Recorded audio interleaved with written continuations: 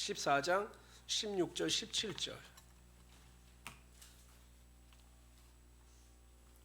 신약성경 172페이지입니다. 신약성경 172페이지. 요한복음 14장 16절 17절. 우리 찾으셨으면 우리 다 같이 큰 소리 읽읍시다. 시작. 너에게 주사 영원토록 그는 진리의 영이라 세상은 알지도 못함이라. 그러나 아나니 아멘. 저는 오늘 본 말씀을 가지고 또 다른 보혜사이신 성령님 이 같은 제목으로 하나님의 말씀을 증거하도록 합니다. 우리 하경 형제가 잠깐 이야기했듯이 오늘이 성령 강림 주일입니다.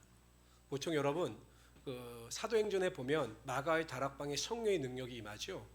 그게 언제냐면 예수님께서 부활하시고 50일째 되는 날, 구약의 절기로 따지면 오순절날 마가의 다락방에 성령의 능력이 임한 것입니다. 그러니까 우리가 보통 부활절 이후에 50일째 되는 날을 성령 강림 주일로 정하는 딱 맞지 않으니까 그 주일이 포함되어지는 그 주간을 성령 강림 주일로 지킵니다. 예전에는 오순절, 그러니까 순복음 계통의 교회들만이 성령을 강조해서 성령 강림 주일을 지켰는데, 요즘에 보면 부흥하는 교회들 중에 장로교단들, 또 침례교단들, 하물며 감리교단조차도 이 성령 강림 주일을 지키고 또한 성령의 은혜와 능력을 사모합니다. 오늘 우리 하경 형제가 정말 성령 충만한 찬양을 통해서 너무 은혜롭게 또한 찬양을 인도해 주셔서 감사합니다. 네. 그래서 저는 오늘 이 성령 주일, 강림 주일과 관련해서 또 다른 보혜사이신 성령님 같은 제목으로 은혜를 나누도록 하겠습니다. 요즘에 보니까 또 해외여행이 붐이에요. 보복 심리가 또 발동해서 일본이나 동남아시아 같은 경우는 비행기표가 없을 정도로 엄청나게 많은 사람들이 해외여행을 떠나고 있다고 합니다.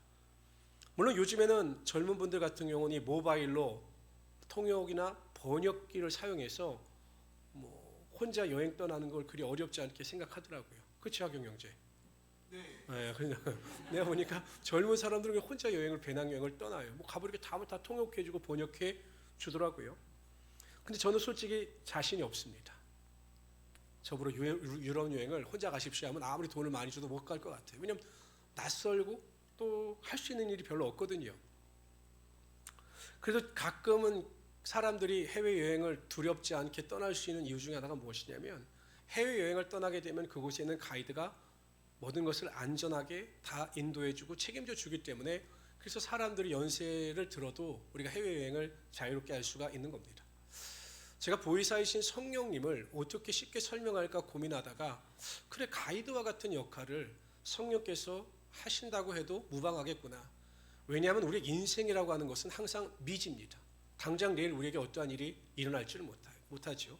해외여행을 떠난 것 같은 그러한 불안감이 우리의 삶 가운데 임재할 수 있습니다. 그러나 우리가 보혜사이신 성령님을 의지하고 그 보혜사이신 성령님의 인도하심을 쫓아 살아가게 되면 불안과 두려움이 아니라 평안 가운데 우리의 인생을 살아갈 수 있게 되는 것이죠. 요한복음 13장에 보면, 우리가 읽은 요한복음 14장이죠. 요한복음 13장에 보면 예수님께서 제자들에게 말씀을 하시고, 이걸 다락방에서 설교하셨다고 해서 다락방 강화라고 합니다. 근데 거기서 예수님께서 무엇을 말씀하시냐면, 가룟 유다가 배반할 것과 또 베드로의 부인에 대해서 결정적인 것은 예수님께서 부활하시고 승천하신다라고 하는 그 말씀을 전하십니다. 제자들이 두려웠죠. 왜냐하면 여러 3년 동안 예수님과 동고동락하고 먹고 마시고 그렇게 생활하다가 예수님께서 떠나가신다라고 하니 완전히 분리불안증을 느낀 겁니다. 그냥 멘붕 상태가 온 겁니다. 예수님이 떠나가시면 우리는 어떻게 되지? 라고 하는 불안 가운데 사로잡힌 거죠. 예수님께서 이것을 아시고 제자들에게 말씀하신 것입니다. 걱정하지 말아라. 내가 떠나가면 또 다른 보혜사이신 성령님께서 오셔서 너를 지키고 부하실 것이다 라고 말씀하고 있는 것입니다. 그런데 여기서 우리가 주목해야 될 것이 무엇이냐? 또 다른 보혜사입니다. 예수님께서 보혜사이신 것이죠. 이 보혜사라고 하는 것은 헬라어 원어로 파라클레토스입니다. 그러니까 옆에서 우리를 도우시기 위하여 부르심을 받은 자, 이게 파라클레토스예요. 그러니까 예수님께서도 보혜사가 되시는 거죠. 또 다른 보혜사라고 말씀하셨기 때문에 예수님께서 먼저 우리의 보혜사가 되시는 것입니다. 예수님께서 우리 곁에서 우리를 도우시고 우리를 위해서 애쓰신다라는 것입니다. 요한일서 2장 1절에 보면 나의 자녀들아 내가 이것을 너에게 쓰면 너희로 죄를 범하지 않게 하렴이라. 만일 누가 죄를 범하여도 아버지 앞에서 우리에게 대언자가 있으니 곧 의로우신 예수 그리스도시라. 여기서 대언자가 헬라어 원어로 보면 파라클레토스입니다. 보혜사라고 하는 의미죠. 그러니까 예수님께서 중재자 또한 보호자가 되어주셔서 하나님께 대하여 우리를 대언하시는 파라클레토스, 옆에서 돕는 분이 되신다는 것입니다. 로마서 8장 34절에도 보면 예수님께서 지금도 하나님 우편에 앉아 계셔서 여전히 우리를 도우시는, 친히 도우시는 보호자가 되심을 강조하고 있습니다. 근데 여러분 또 다른이라고 했습니다. 다른. 근데 이 다른이라고 하는 의미는 질적으로 다른 것을 의미하는 게 아닙니다. 헬라어에 보면 다른이라고 하는 용법이 두 가지입니다. 그러니까 질적으로 다른 것. 우리가 과일이라도 사과와 귤은 완전히 다르죠. 이런 다른을 표현할 때는 헬라어 원어로 헤테로스라고 하는 형용사를 사용합니다. 그러니까 질적으로 전혀 다르지 않은 것, 똑같은 것을 표현할 때는 알로스라고 하는 헬라어를 사용합니다. 근데 오늘 또 다른 보혜사이신 성령님, 여기서 다른은 알로스입니다. 질적으로 예수님과 차이가 없는, 능력이나 모든 면에서 예수님과 똑같으신 성령님이 우리의 삶의 파라클레토스 보혜사가 되신다는 것입니다. 우리가 이 성경을 이야기할 때요, 성경을 이야기할 때 구약을 성부의 시대라고 이야기합니다. 그리고 마태, 마가, 누가, 요한복음까지를 성자의 시대라고 이야기합니다. 우리가 성부 하나님, 성자 예수님, 성령 하나님을 삼위일체 하나님이라고 말씀을 합니다. 삼위일체에 대해서 설명한다라고 하는 것은 쉽지 않아요. 그냥 믿어야 되는 거죠. 그러나 두드러지게 하나님께서 구약 시대에는 성부 하나님께서 역사하셨고, 또 복음 시대에는 예수 그리스도께서 구원자로서 이 땅에 오셔서 우리의 모든 죄를 담당하심으로 말미암아 십자가에 달려 돌아가심으로 말미암아 성자의 시대가 있었음을 보여주고 있습니다. 지금은 성령의 시대입니다. 예수님께서 하나님 우편에 앉아 계시고 성령께서 우리와 함께 하시고 성령께서 우리의 인생을 이끌어 가시는 성령의 시대인 것입니다. 그래서 우리가 성령에 대한 올바른 이해를 통하여 성령 충만을 받으며 살아가야 하는 이유가 여기에 있는 것입니다. 그런데 여러분, 이 파라클레토스, 옆에 계시도록 부르심을 받은 분이라고 하는 이 파라클레토스는 신약 성경에서 다양한 의미로 사용되어지는데 그 의미가 바로 성령의 사역과 관련이 있습니다. 이게 파라클레토스라는 헬라어가 다양하게 사용되어지는데 신약 성경에서 그 파라클레토스의 그 의미 속에는 성령께서 우리에게 어떠한 사역을 감당해 나가시는가에 대한 설명이 있다는 겁니다. 첫 번째로요, 파라클레토스는 카운셀러, 상담자라고 하는 의미를 가지고 있습니다. 여러분, 우리가 상담자라고 하면 뭐 좁게 생각할 필요는 없어요. 우리 보통 부부 상담만을 상담자라고 생각을 하는데 법률가, 변호사도 상담갑니다. 우리가 법적인 것에 대하여 부족할 때 법률가에게 찾아가, 변호사에게 찾아가서 법률 상담을 받죠. 카운셀러죠. 의사는 마찬가지입니다. 우리가 의료에 대한 전문적인 지식이 없을 때 의사를 찾아가서 상담을 받습니다. 카운셀러죠. 뭐 저도 영적인 일에 대해서는 카운셀러가 될 수가 있는 것입니다. 여러분, 카운셀러에 그런데 여러분 공통적인 특징이 있어요. 그 분야의 전문가라는 겁니다. 전문가가 되지 않으면 우리가 그 사람에게 카운셀링을 받을 이유가 없지요.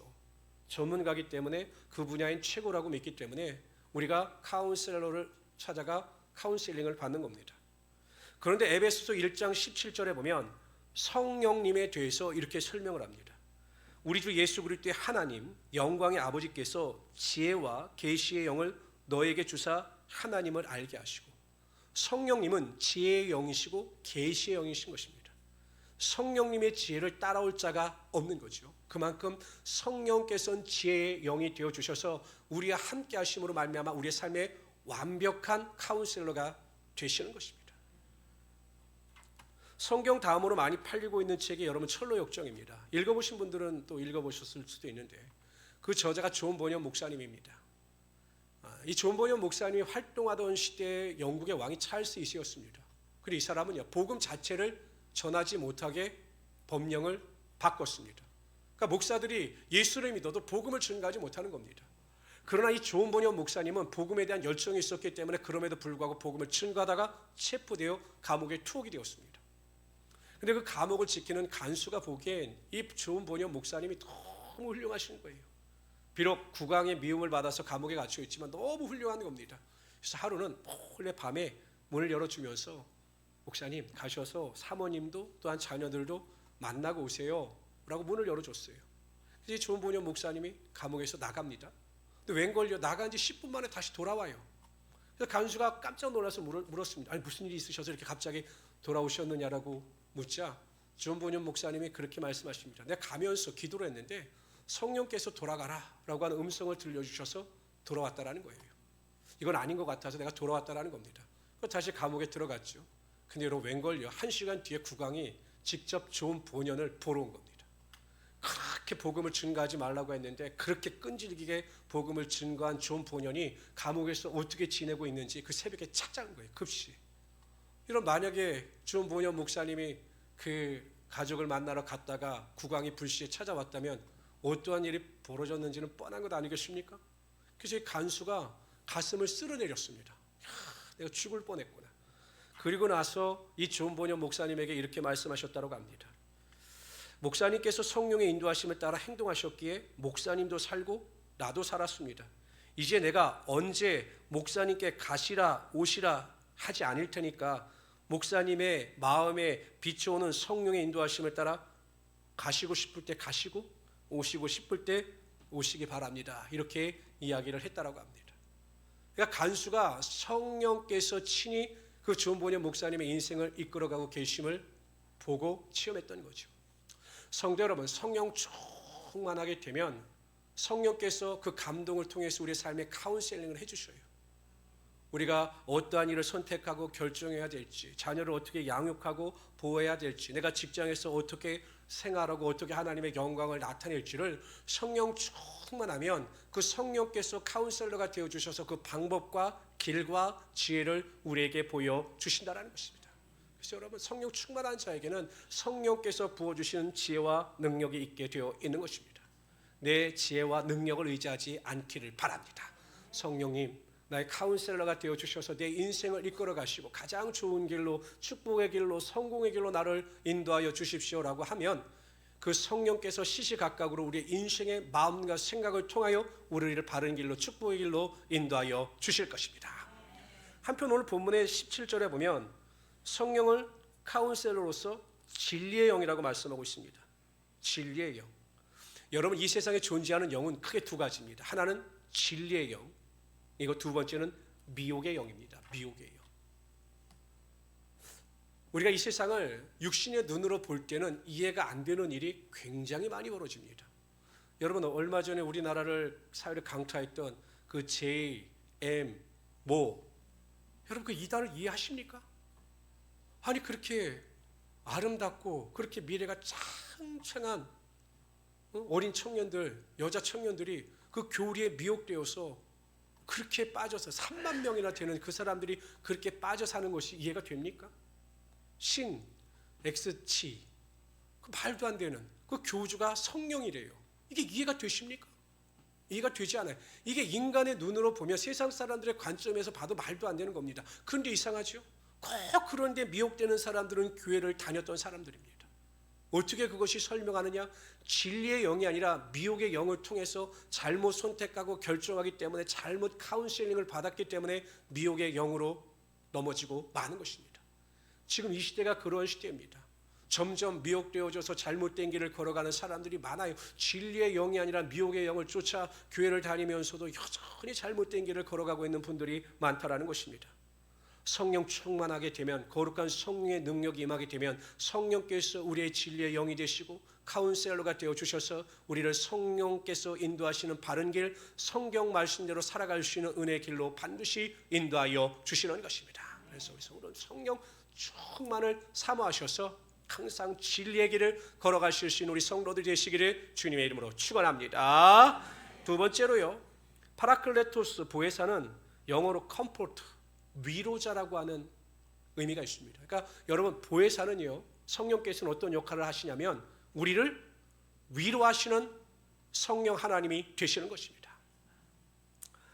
제가 재수할 때 저희 아버님이 갑자기 간경화로 소천하셨어요.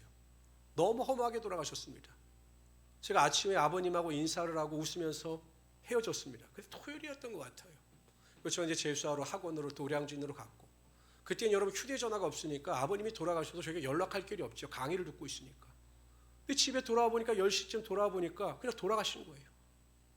너무 허망하죠. 임종하시는 것도 제가 목도하지 못했습니다. 그러니까 정신없이 아버님이 돌아가시고 제가 이제 상주니까 한 3일 동안 정신없이 상주로서 장례를 치르고 났는데 뭐 그때까지는 그렇게 허망한 걸 느끼지 못했습니다. 그리고 막상 집에 돌아와서 아버님의 유품을 정리하는데 너무 마음이 슬픈 거예요. 막 눈물이 주체할 수 없을 정도로 나는 겁니다. 그래서 제가 그 당시에 장로교였는데 그 교회를 갔습니다. 왜냐하면 집에서 내가 도저히 견딜 수가 없어서 제가 그때 장로교 다녔는데, 근데 장로교를 다니면서 제가 성령 세례와 방언을 받았습니다. 고등학교 때. 그래서 교회 가서 막 기도하는데 제가 그때 성령의 위로하심을 체험했습니다. 성령께서 저를 이렇게 안아주시고 그 성령의 음성을 통해서 아버님은 좋은 곳에 갔으니 걱정하지 말고 내 가족과 내 모든 것을 책임져 줄 테니까 염려하지 말라. 그 성령의 위로를 제가 엄청 크게 느꼈습니다. 많이 울었지만 평안함 가운데 돌아올 수가 있었던 것입니다. 성도 여러분, 우리가 힘들고 어려울 때 세상 사람들의 말과 위로는 우리에게 큰 위로가 되지 않을 때도 많아요. 저도 이렇게 보면 저를 위로해 주신다라고 하는 말씀 중에 말은 고맙지만 크게 위로를 받지 못할 때가 있습니다. 때로는 목회자인 제가 여러분들을 위로해 드린다고 해도 그 위로가 여러분의 성에 차지 않을 수도 있어요. 그런데 여러분, 우리가 성령 충만하면 성령께서 세상에 줄 수 없는 참된 위로를 통해서 우리의 삶 가운데 하나님의 평안의 능력이 반드시 임하게 하여 주시는 것입니다. 슬픔도 낙심도 다 떠나가게 하여 주시고 우리의 삶 가운데 절대 평안이 반드시 임하게 하여 주실 것입니다. 성령께서 위로하신 그 위로를 경험하며 살아가시길 바랍니다. 로마서 8장 6절 7절에 보면 육신의 생각은 사망이요 영의 생각은 생명과 평안이니라. 성령 충만하게 되면 성령께서 우리의 마음을 주장하여 주셔서 평안이 임하게 하여 주십니다. 혹시 불안하십니까? 낙심이 되십니까? 다시 성령 충만을 사모하셔서 성령께서 부어주시는 위로 가운데 승리하며 살아갈 수 있는 우리 성도들이 되시기를 주님의 이름으로 축원합니다. 세 번째로 보에사, 파라클레토스는 더 헬퍼, 돕는 자라고 하는 의미를 가지고 있습니다. 여기는 한번 우리 다 같이 읽어봅시다. 시작. 이와 같이 성령도 우리 연약함을, 성령께서는 우리의 연약함을 책망하지 않으셔요. 너 왜 이 정도밖에 못해? 너는 왜 이 정도밖에 안 돼? 라고 우리의 연약함을 책망하지 않으셔요. 세상은 자꾸 우리를 책망하잖아요. 직장에서도 그렇고 우리 가정에서도 그렇고 보면 자꾸 책망을 합니다. 왜 이것도 못해? 왜 저것도 못해? 라고 책망을 하는데 성령은 우리의 연약함을 책망하시는 것이 아니라 우리를 도우신다는 것입니다. 다 같이 읽어봅시다. 시작. 오직 성령이 말할 수 없는 탄식으로 우리를 위하여, 아멘. 우리는 완전한 것 같지만 연약합니다. 제가 누누이 말씀드리지만 제가 나이를 먹어가면 먹어갈수록 느끼는 것이 내가 할 수 있는 것보다 할 수 없는 것이 많구나. 이 세상에는 내가 하지 못하는 일이 너무나 많구나 라는 것을 점점 깨닫게 됩니다. 그래서 더 하나님을 의지하게 되고 성령님을 의지하게 되는 것이죠. 이게 우리의 실존이거든요. 완전한 사람이 누가 있겠습니까? 정말 하나님의 도우심이 필요 없는 사람이 누가 있겠습니까? 반드시 우리는 하나님의 도우심, 성령의 도우심이 필요한 것입니다. 기드온이 미디안으로부터 압제로부터 이스라엘 백성들을 구원케 하기 위하여 하나님의 사자가 찾아옵니다. 그리고 기드온에게 이렇게 말씀하셔요. 주의 사자가 큰 용사예요. 그런데 여러분, 기드온은 상처가 많은 사람이었던 것 같아요. 자기 자신에 대한 자존감이 너무 낮았던 사람입니다. 그래서 자신이 얼마나 형편없는 사람인가를 자꾸 주의 사자에게 부각시킵니다. 여러분, 사람들은 자기를 자꾸 드러내고 높이려고 하는 경향이 있는데 기드온이 얼마나 자존감이 낮았으면 자신이 얼마나 형편없는 사람인가를 자꾸 주의 사자에게 알립니다. 사사기 6장 15절에 보면 오 주여, 내가 무엇으로 이스라엘을 구원하리까? 보소서, 나의 집은 므낫세 중에 극히 약하고 나는 내 아버지 집에서 가장 작은 자니이다. 나는 형편없는 사람입니다 라고 이야기를 합니다. 근데 여러분, 이러한 기드온이 완전히 바뀌게 됩니다. 6장 34절에 보면 기드온에 대해서 이렇게 설명을 합니다. 여호와의 영이, 성령이 기드온에게 임하시니 기드온이 나팔을 불매 아비에셀이 그의 뒤를 따라 부름을 받으니라. 미디안 연합군이 쳐들어왔어요. 이스라엘 백성들은 두려워 떱니다. 과거에 기드온 같았다면 똑같이 두려워 떨었겠죠. 도망했을 것입니다. 근데 어떻게 합니까? 하나님께서 성령의 능력을 부어주시자 그의 마음 가운데 용기와 담대함이 생겨서 미디안 군사와 맞서기 위하여 나팔을 불며 이스라엘 백성들을 모으고 있는 것입니다. 이처럼 성령께서 우리에게 함께 하시면 우리의 마음속에 믿음을 통한 용기와 담대함을 가지고 살아갈 수 있게 하여 주시는 것입니다. 사도행전 1장 8절의 말씀이 무엇입니까? 오직 성령이 너희에게 임하시면 너희가 권능을 받는다라고 말씀하셨습니다. 이게 두나미스입니다. 여기서 파생된 영어가 다이너마이트입니다. 우리에게 성령의 능력이 임하면 다이너마이트와 같은 강력한 능력이 우리의 삶 가운데 임하게 되는 것입니다. 직장에서나 가정에서나 사회에서나 우리가 부족하고 연약할지라도 성령을 의지하여 기도하고 능력을 구하게 되면 능히 감당할 수 있는 능력이 우리의 삶 가운데 반드시 임하게 되는 것입니다. 우리가 세상을 살아갈 때, 직장 생활할 때나 사회 생활할 때나 교회 생활할 때, 그래서 여러분 항상 성령의 도우심을 구하시기를 바랍니다. 성령님, 저는 연약합니다. 성령님, 저는 부족합니다. 그러나 성령께서 나와 함께 하시면 나에게 능치 못할 일이 없으니 성령님 나를 도와주십시오라고 시시각각으로 기도하고 의지하면 성령께서 우리를 도우셔서 지혜도 주시고 능력도 주셔서 풍성한 가운데 거하는 은혜가 여러분 삶 가운데 반드시 임하게 하여 주실 것입니다. 성령의 도우심을 구하는 헬퍼이신 성령님의 은혜를 구할 수 있는 우리 성도들이 되시기를 주님의 이름으로 축원합니다. 네 번째로 보혜사 파라클레토스는 영어로 변호자, advocate, 변호사라고 하는 의미를 가지고 있습니다. 변호한다는 의미가 무엇입니까? 내가 그것에 대해서 잘 말을 하지 못할 때 변호사가 나와서 우리를 대신하여 우리를 변호하는 것이지 변호사의 책무인 겁니다. 그러니까 우리가 여러 가지 상황 가운데 제대로 의사 표현을 못하거나 우리의 의견을 제시하지 못할 때 성령께서 우리 안에 내주하심으로 말미암아 경우에 합당한 말을 할 수 있도록 은혜를 베푸신다라는 거예요. 여러분, 베드로와 요한이 성전 미문에 앉아있던 안전뱅이를 이렇게 세웁니다. 사람들이 난리가 났죠, 여러분. 기적이 나타났다고 난리가 났습니다. 그때 베드로가 이야기합니다. 이건 예수님께서 하신 것이다 라고 이야기를 합니다. 그래서 사람들이 더 열광하고 그 베드로의 설교를 통해서 남자만 5,000명이 회개하는 역사가 나타납니다. 근데 유대 종교 지도자들은 싫었어요. 왜냐하면 그들이 예수님을 못 박아 돌아가시게 했기 때문에. 근데 그 예수가 안전뱅이를 일으켰다라고 하니 본인들에겐 좋을 리가 없지요. 그러니까 베드로와 요한을 체포합니다. 그리고 위협하죠. 뭐라고 위협하느냐? 다시는 예수의 이름으로 가르치지도 말고 예수의 이름으로도 전하지도 말아라. 그 뒤는 말하지 않아도 뻔하겠죠. 그러면 너희는 우리에게 죽을 것이다 라고 위협을 합니다. 근데 여러분, 베드로가 얼마나 지혜로운 말을 합니까? 경우에 합당한 말을 합니까? 이렇게 이야기합니다. 그래? 하나님 앞에서 너희 말 듣는 것이 하나님 말씀 듣는 것보다 옳은가 판단하라. 우리는 보고 들은 말을 전하지 아니할 수 없다. 간략하게 그들의 의도를 묵살해버립니다. 그리고 경우에 합당한 말을 통해서 하나님의 능력을 나타내 보이는 것이죠. 야고보서 3장 2절에 보면, 잘 들으세요. 우리가 다 실수가 많으니 만일 말에 실수가 없는 자라면 곧 온전한 사람이라, 이렇게 말씀하셨어요. 어떤 사람이 온전한 사람이냐? 예배를 온전히 드리고 하나님의 말씀을 많이 읽고 기도를 1시간 2시간씩 하는 사람이 온전한 사람이 아니라 말에 실수가 없는 사람이 온전한 사람이다 라고 이야기를 합니다. 그러니까 말이 실수가 없는 사람, 정말 하나님 안에서 은혜의 말, 경우에 합당한 말을 하면서 살아가는 성도가 정말 믿음에서 온전한 사람이라는 것입니다. 잠언서 25장 11절에 보면 경우에 합당한 말은 아로새긴 은장반의 금사관이라고 말씀하셨습니다. 그러니까 여러분, 때에 따라서 경우에 따라서 정말 합당한 말을 하는 사람이 지혜로운 사람이고 하나님께서 기뻐하시는 사람인 것입니다.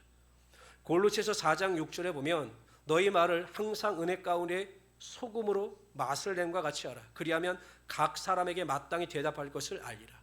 그럼 음식을 만들 때 소금을 어떻게 잘 사용하여 간을 잘 맞추느냐에 따라 음식의 맛이 달라지지요. 그러니까 소금 치듯이 소금을 넣듯이 정말 맛깔스럽게 말을 잘 사용하라는 것입니다. 여러분, 말 한마디가 천냥빚을 갚아요. 근데 가끔 이렇게 보다 보면 참 말이 지혜가 부족해서 정말 그 마음이 온전히 전달되지 못함으로 말미암아 오해를 받는 분들도 가끔 있습니다. 왜냐하면 말을 잘한다는 것, 말을 지혜롭게 잘한다는 것이 그리 쉽지 않아요. 그래서 야고보서 3장 8절도 이렇게 말씀하십니다. 혀는 능히 길들일 사람이 없나니 쉬지 않는 악이요 죽이는 독이 가득한 것이라. 그러니까 우리 혀를 잘 관리하는 것이 그만큼 힘들어요. 그래서 우리가 매일 후회하지 않습니까? 말을 해놓고도 아이고 내가 왜 그 말을 했을까? 저도 가끔 그 생각이 들어요. 아이고 내가 왜 거기서 그런 말을 했을까? 왜 그런 표현을 했을까라고 하는 아쉬움이 들 때가 정말로 많습니다. 그러니까 우리의 육신의 한계입니다.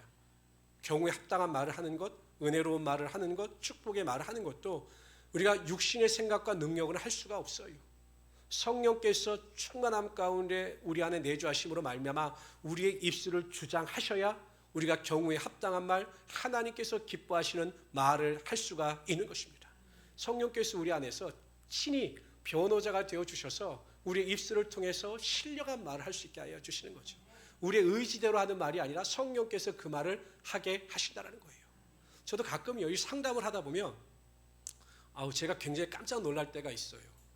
야, 너 어떻게 이렇게 멋있는 말을 했냐? 어떻게 그렇게 그냥 합당한 말을 했냐? 제 스스로 제가 깜짝 놀랄 때가 있어요. 누가 했는가를 생각해 보면 제가 한 것이 아니라 성령께서 하신 거죠. 설교를 준비하다 보면 9시 설교 때와 11시 설교 때가 완전히 뒤바뀔 때가 있습니다. 제가 원고를 써왔는데 원고대로 설교가 아니라 전혀 다른 설교가 나올 때가 있어요. 누가 하셨을까요? 성령께서 하시는 것입니다. 저는 우리 모든 성도님들이 어찌하든지 나의 연약함을 인정하십시오. 항상 우리 부족해요. 말을 잘하려고 하지만 그 말이 온전해질 수가 없어요. 성령을 의지할 때, 성령의 충만함을 받을 때 성령께서 내 안에서 은혜로운 말, 축복의 말, 귀한 말을 할 수 있게 하여 주시는 것입니다. 그래서 성령 충만을 통해서 우리 모든 성도님들이 그런 은혜와 능력을 맛보며 살아갈 수 있는 우리 성도들이 되시기를 주님의 이름으로 축원합니다. 제가 가끔 말씀드리지만 저는 이제 후배 목사들과 30년 이상을 같이 만났어요. 아이고 30년이면 여러분 거의 형 동생입니다. 지금 나이가 50대 중반인데도 만나면 형 누구 이래요. 그런데 사람들이 있을 때는 항상 말을 조심합니다. 아무리 후배라 할지라도 목사님이라고 하는 경호를 저희가 붙여서 합니다. 절대 이름을 함부로 부르지 않아요. 그게 어떻게 가능할까? 우리가 그렇게 하자라고 약속도 하지 않았어요. 어떻게 그것이 가능할까? 목회자로서 성령님을 의지하며 살아갈 때 성령께서 저와 후배들의 마음속에 그 언어에 대한 은혜를 베풀어 주심으로 서로 조심하면서 은혜로 말을 하면서 살아갈 수 있게 하여 주신 거죠. 저는 우리 모든 성도님 성령 충만 받으셔서 절대 말로서 다른 사람들을 상처 주고 아프게 하고 내 자신을 힘들게 하는 자들이 아니라, 여러분 보세요. 내가 긍정적인 말을 하고 소망적인 말을 하면 내 영이 살아납니다. 성령의 능력이 더 충만해지죠. 그런데 자꾸 우리가 부정적인 말을 하고 자꾸 잘못된 선포를 하면 그 말이 내 마음과 내 영을 사로잡음으로 말미암아 우리가 육의 사람으로 떨어지고 마는 것입니다. 성령 충만을 통해서 변호자이신 성령께서 우리의 마음과 생각을 주장하시는 축복을 누리며 살아갈 수 있는, 그래서 말을 통해서 사람을 살리고 가정을 살리고 조직을 살릴 수 있는 하나님의 귀한 성도들 되시기를 주님의 이름으로 축원합니다. 제가 예전에 한번 말씀을 드렸지만 제 후배 목사가 하루 저에게, 제가 이제 기도학교 때 말씀을 드렸는데 저에게 연락이 왔어요. 와서 뭐라고 저에게 말하냐면 형 요즘에도 많이 먹어? 이 말을 하더라고요. 그 많이 먹는다는 의미가 뭘까를 생각했어요. 그래서 네가 보기엔 내가 여전히 많이 먹나? 그랬더니 헷갈려서 전화했어 그러더라고요. 왜 전화했어? 그랬더니 형 워커힐 뷔페가 2장이 생겼는데 갑자기 형 생각이 나서 그러면 내가 많이 먹지. 내가 워커힐 뷔페라면 내가 원이 없도록 먹지 라고 해서 그 친구랑 둘이 갔어요. 근데 딱 뷔페에 들어가니까 와, 우리 집사람한테는 안 좋다고 그랬거든요. 어때 뷔페에 좋아? 그래서 아니 안 좋아, 별거 아니야. 근데 정말 좋아요. 먹을 게 정말 막 대게가 있고 너무 좋아요. 근데 그때 누가 생각날까요? 누가 생각났을까요? 예? 누구요? 아, 하경 형제는 하경 형제 생각했을 것 같아요. 하경 형제 생각을 좀 했나? 제 집사람이 생각나더라고요. 제 애들이 저 자녀들이 생각나더라고요. 그러니까 가장 좋은 음식을 대하면 신권사님한테는 죄송하지만 그렇게 생각이 나더라고요. 제가 왜 이런 말씀을 드리냐면 제가 성령의 은혜 가운데 충만한 가운데 살아갈 때 성령이 주시는 축복을 누리며 살아갈 때 생각나는 것은 우리 성도님들이에요. 내가 이 좋은 것, 즐거운 것을 누리며 살아가는데 우리 성도님들도 이 성령 충만함 가운데 이러한 복을 누리며 살아가면 좋겠다라는 생각이 제가 많이 듭니다. 성령께서 우리 가운데 오시면 상담자가 되어주셔요. 여러분, 성령께서 지혜의 영이신 성령께서 상담자가 되어주시면 우리가 얼마나 이 세상을 지혜롭게 살아갈 수 있겠습니까? 하나부터 10까지 성령께서 우리 인생을 이끌어 가셔요. 다 이끌어 가셔요. 내가 의지하지 못해도 항상 좋은 곳으로 이끌어 가십니다. 그래서 성령님 도와주십시오라고 하면 그냥 도와주셔요. 뿐만 아니라 우리 마음속에 위로를 해주십니다. 세상의 말은 어떠한 위로도 되지 않아요. 오직 성령께서 깊은 곳을 통해서 우리의 마음속에 위로를 해주실 때 하나님의 위로가 임하게 되는 것입니다. 우리가 부족할 때 쓰러지지 않는 것도 성령께서 우리를 도우시기 때문에 그렇습니다. 성령님 항상 우리 함께하여 주셔서 능력 주시고 권능 허락하여 주셔서 반드시 승리케 하여 주시는 것입니다. 변호자가 되어주십니다. 무슨 말을 할지 어떻게 말해야 될지 모를 때 성령께서 우리 안에 내주하심으로 정말 그 말을 통해서 은혜를 끼치게 하시고 말을 통해서 우리의 삶에 하나님의 능력이 임하게 하여 주시는 것입니다. 저는 제가 경험했던 이 좋으신 성령님, 항상 기쁨으로 채워주신 이 성령님을 우리 성도님들도 체험하고 그래서 성령 충만한 가운데 살아가시기를 주님의 이름으로 축원합니다. 기도하겠습니다.